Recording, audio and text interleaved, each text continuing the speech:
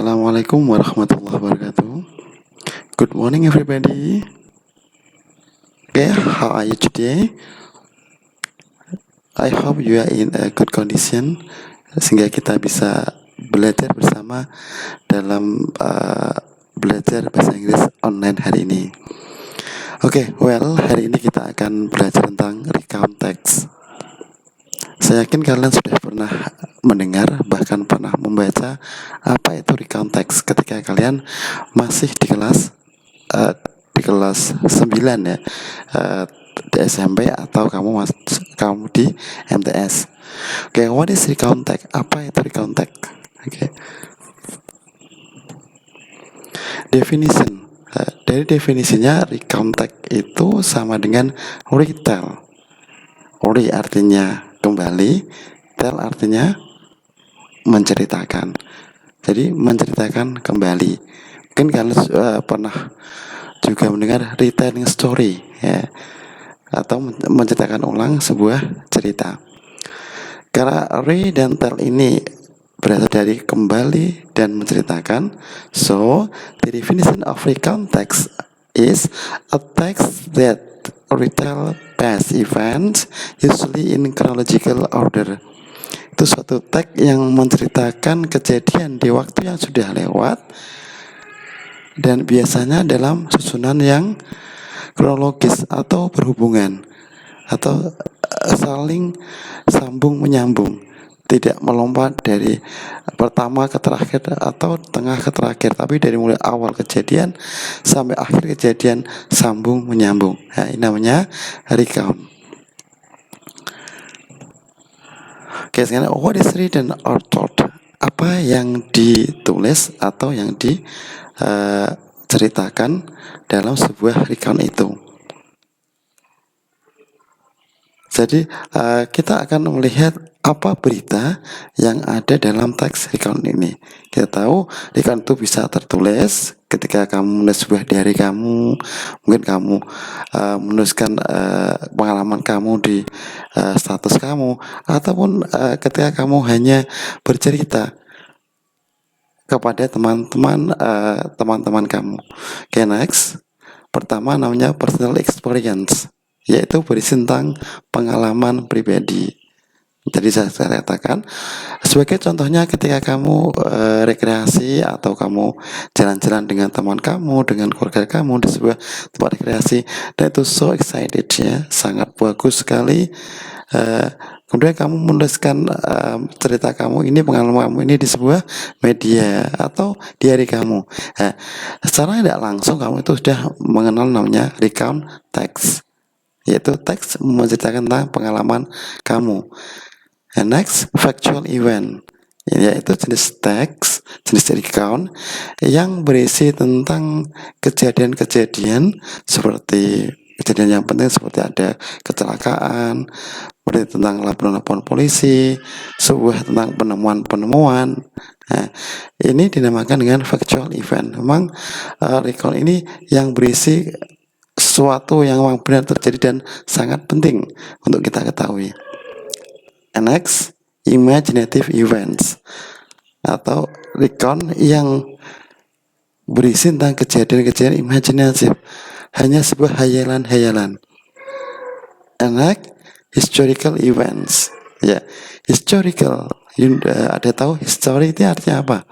Oke, historical atau sejarah itu berarti recount yang berisi tentang sejarah. Sekarang kamu sudah di kelas 10 ya. Saya yakin kamu sudah banyak membaca tentang sejarah Indonesia ya, sejarah dunia. Secara tidak langsung kamu ini memang sebenarnya sudah belajar recount dalam bentuk teks sejarah. Okay, next, person's life, yaitu kisah hidup seseorang. Kisah hidup seseorang bisa kita kenal namanya dengan biografi. Ya, ini berisi tentang rangkaian atau tentang kisah kehidupan seseorang mulai dari awal sampai mencapai sebuah prestasi atau kesuksesan sampai orang ini wafat. Ya, teks ini juga tergolong dengan nama teks recount. yang nanti dinamakan nama biografi atau biografi dalam bahasa Indonesia. Oke, dari paparan tadi maka kita akan kita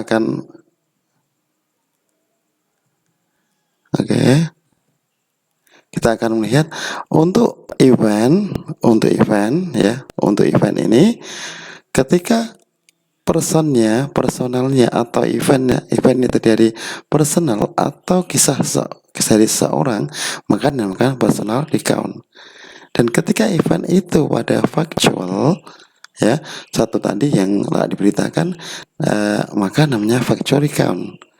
Ketika eventnya imaginative, maka call by imaginative recount. And then when the event about history, so we call it as historical recount. Karena ketika itu sejarah, kita namakan recount sejarah. And the last, when there is about person's life, dari kehidupan seorang, so we call it by biographical recount.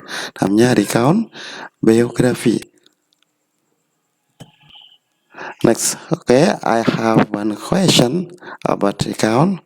Setelah kita berdiskusi membahas tentang macam-macam recount, di sini saya kasihkan ada dua bentuk teks. Yang pertama, going to Cermin Beach atau pergi ke pantai Cermin. And the next text about Proclamation of Indonesian Independence, yaitu proklamasi kemerdekaan Indonesia. Oke, dari dua title ini kita akan bisa memperkirakan jenis apa teks ini. Ya, anyone now? Ya, untuk going to Cermin Beach, karena ini pergi ke sebuah tempat wisata. Di situ tertulis ya, I went to Cermin Beach with my family, district in Serdang, bla bla bla bla. Ya, ini menunjukkan ada suatu cerita seseorang atau suatu pengalaman seseorang. Maka dinamakan sebagai recount apa ini? Good. Namanya adalah personal recount. Next text it is about proklamasi kemerdekaan Indonesia. Kamu tahu tentang proklamasi dari mana sekarang? Dari sebuah pelajaran apa? Dari sejarah ya. So it's called by historical event. Next. So we can conclude that historical recount, jadi dari paparan di atas kita bisa memberikan definisi. Historical recount is the text that used to explain, to text yang menjelaskan, and retell, dan menceritakan kembali factual event yang nyata, yang layak kita ketahui in the past, tentu di jam udah waktu yang lewat, that has historical values, yang punya nilai-nilai sejarah, sebagaimana kita sebagai generasi berikutnya harus mengetahui dan mengambil nilai sejarah tersebut. And then, unlike personal recount, tidak seperti recount personal atau pengalaman seseorang, the writer of the historical recount doesn't need to be personally involved. Penulis dari recount historical ini atau historical recount ini tidak ada pada teks tersebut. Berbeda ketika kamu menuliskan pengalaman pribadi, terus ada saya, ada keluarga saya, atau mereka, itu ada. Tapi karena ini recountnya sejarah, tentang sejarah, kita kan secara logika kita tidak ikut dalam sejarah tersebut, kita hanya tahu dari tulisan-tulisan, maka kita juga tidak terlibat dalam berita dalam sejarah tersebut. It means doesn't need to be personally involved in the event they are writing about, yang ditulis. So I hope you understand. And next, social function of historical recount. Apa fungsi sosialnya?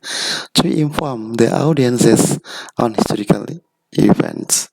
To inform di sini untuk memberikan informasi pada pendengar atau pembaca tentang kejadian-kejadian bersejarah.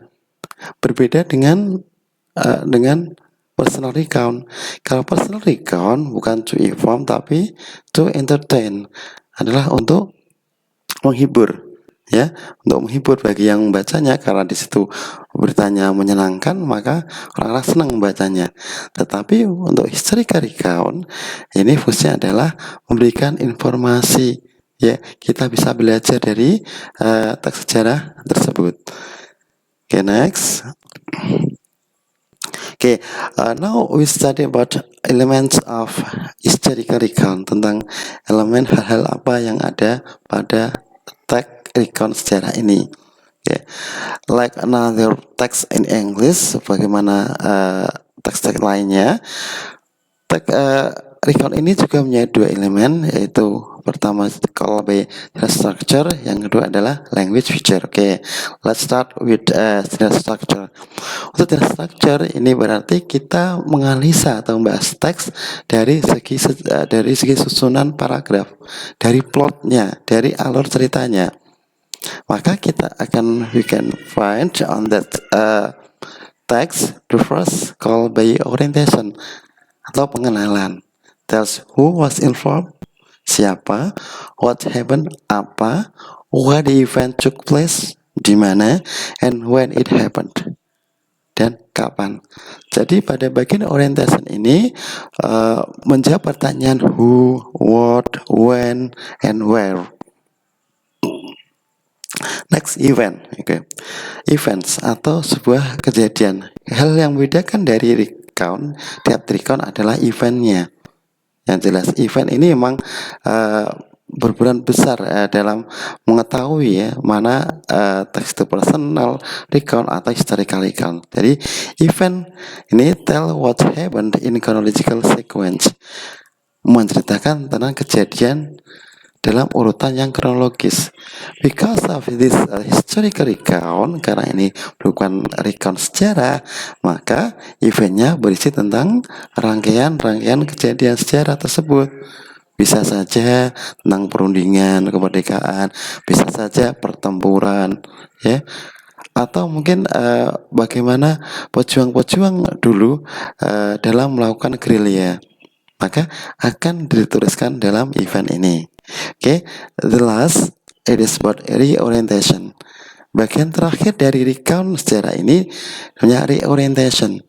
Consists of optional closure event ending, berisi tentang menutup atau akhir dari event, dari kejadian-kejadian yang ada pada teks tersebut.